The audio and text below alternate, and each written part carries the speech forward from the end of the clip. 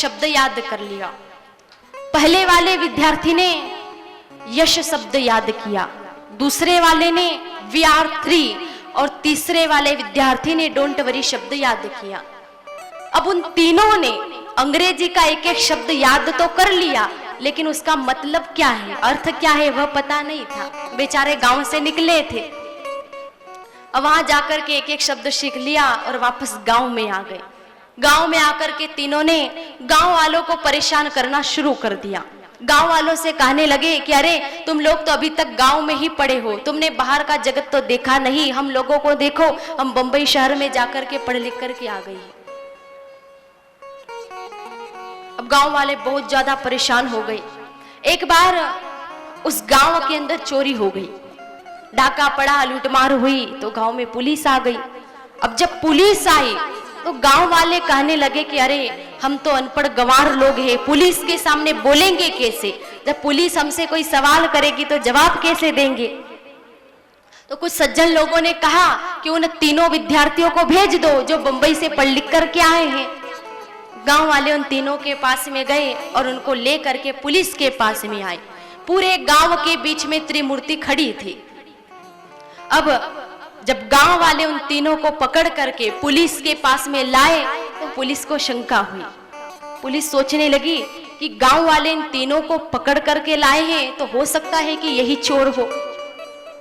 तो पुलिस ने उन तीनों विद्यार्थियों से पूछा कि क्या तुमने चोरी की है। पहला विद्यार्थी झट से बोल पड़ा कि यस अर्थात हाँ। अंग्रेजी भाषा का शब्द तो बोल दिया लेकिन अर्थ पता था नहीं। कई एक लोगों की ऐसी आदत होती है, कुछ भी ना जानते हो लेकिन देखा देखी करके जरूर बोलते हैं। पुलिस ने दूसरा प्रश्न किया कि कितने लोग थे, तो दूसरा विद्यार्थी कहने लगा कि वी आर 3, हम 3 लोग थे। पुलिस कहने लगी कि अब आपको जेल में जाना पड़ेगा। तो तीसरा विद्यार्थी झट से बोल पड़ा कि डोंट वरी, कोई बात नहीं। तीनों ही विद्यार्थी जेल के अंदर चले गए, अपने ही पांव के ऊपर कुल्हाड़ी मार ली। ऐसी विद्या विद्या नहीं होती है। जो हमें जेल के अंदर पहुंचा दे, जो हमें बंधन में डाल दे, वह विद्या विद्या नहीं। सा विद्या या विमुक्तये, विद्या वही है जो हमें भगवान के चरणों की ओर ले जाए, जो हमें सांसारिक बंधनों से मुक्त कर दे, वही विद्या सच्ची विद्या होती है। और ऐसी विद्या केवल सच्चे संत की, सच्चे गुरु की सेवा करके ही प्राप्त की जा सकती है। गुरु शिष्य का संबंध श्रेष्ठ माना गया है। पिता और पुत्र का जो संबंध होता है उससे बढ़कर के भी गुरु और शिष्य का संबंध होता है, क्योंकि जब पुत्र के ऊपर विपत्ति आती है तब तो पिता संबंध भी तोड़ देता है, लेकिन जो सच्चा गुरु होता है वह शिष्य से कभी संबंध नहीं तोड़ता है। जब शिष्य के ऊपर कोई परेशानी आती है तो गुरु स्वयं अपना अस्तित्व मिटा करके भी उसकी रक्षा करते हैं। इसलिए गुरु श्रेष्ठ होते हैं और गुरु जीवन में होने चाहिए। भगवान श्री कृष्ण अपने गुरु की सेवा करते थे, उनका जीवन बहुत संयमी था। जो व्यक्ति संयम का पालन करता है वही माता सरस्वती की उपासना कर सकता है। जिसके जीवन में संयम नियम नहीं है वह मां सरस्वती की उपासना नहीं कर सकता है। माता सरस्वती का वाहन क्या है? मोर है। मोर उनके पास में रहता है और मोर जो है वह संयम का ही प्रतीक है। भगवान कृष्ण अपने मुकुट पर मोर का पंख लगाते हैं। क्यों? क्योंकि मोर संयमी है। मोर कभी भी अपनी इंद्रियों से सुख नहीं भोगता है, इसलिए माता सरस्वती ने उसको अपना वाहन बनाया है। जो संयम रखता है वही मां सरस्वती की भक्ति कर सकता है। भगवान श्री कृष्ण ने गुरुकुल के अंदर सुदामा के साथ में मित्रता की थी। सुदामा का अर्थ भी संयम होता है। भगवान श्री कृष्ण की जब विद्या परिपूर्ण हुई तो वे अपने गुरु के पास आए, प्रणाम करके कहने लगे कि हे गुरुदेव, आपकी जो इच्छा हो आप मुझसे मांग लो। भगवान ने गुरु दक्षिणा मांगने के लिए कहा। तो सांदीपनी ऋषि कहने लगे कि कन्हैया, मेरा आश्रम क्षिप्रा नदी के पावन तट पर बसा हुआ है।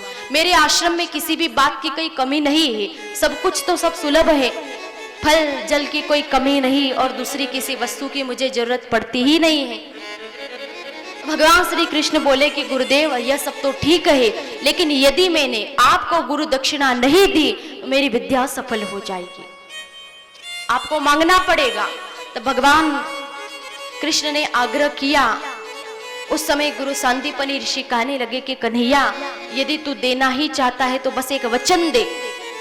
तुझे तेरे जीवन में यदि कोई सुपात्र सच्चा विद्यार्थी मिल जाए तो तू उससे एक भी पैसा मत लेना और मुफ्त में ज्ञान का दान करना। हे कन्हैया, ज्ञान का दान करने में तू कभी भी कृपणता मत करना, बस मेरी यही इच्छा है। भगवान ने वचन दिया और जो वचन उन्होंने अपने गुरु को दिया था उस वचन का उन्होंने अपने जीवन में पूर्ण रूप से पालन भी किया। आप जानते हो कि भगवान श्री कृष्ण ने युद्ध की भूमि में अर्जुन को गीता का दिव्य ज्ञान दिया था, अनासक्ति का उपदेश दिया, लेकिन बदले में भगवान ने अर्जुन से एक भी पैसा नहीं लिया, मुफ्त में ज्ञान दिया, क्योंकि भगवान ने अपने गुरु को वचन दिया था। फिर भगवान श्री कृष्ण गुरु पत्नी के पास आए, प्रणाम करके कहने लगे कि माता, मेरे गुरुदेव तो कुछ भी नहीं लेना चाहते, आपकी इच्छा हो तो मांग लो। तो गुरु पत्नी ने कहा कि कन्हैया, मेरा एक ही बेटा था, लेकिन वह पुत्र भी प्रभास यात्रा के समय समुद्र के अंदर डूब गया। यदि तू गुरु दक्षिणा देना ही चाहता है तो मेरा खोया हुआ वह पुत्र ला दे। तो भगवान श्री कृष्ण ने समुद्र के अंदर डुबकी लगाई, वहां से भगवान को 5 जन्य शंख भी प्राप्त हुआ और गुरु का पुत्र भी प्राप्त हुआ। अब तक भगवान मुरलीधर थे, आज से वे शंखधारी भी बन गए। जब भगवान पुत्र लेकर के पधारे तो गुरु दंपति बड़े प्रसन्न हुए, आशीर्वाद दिया कि बेटे, तेरे मुख में सरस्वती का, तेरे चरणों में लक्ष्मी का वास होगा, सारे संसार में तेरी जय जयकार होगी, तेरी कीर्ति विश्वव्यापी हो जाएगी। आशीर्वाद दिए, भगवान प्रणाम करके वापस आ गए। भगवान जब पधारे तो यादवों को आनंद हुआ, यादवों ने बहुत आग्रह किया कि आप राजा बन जाओ।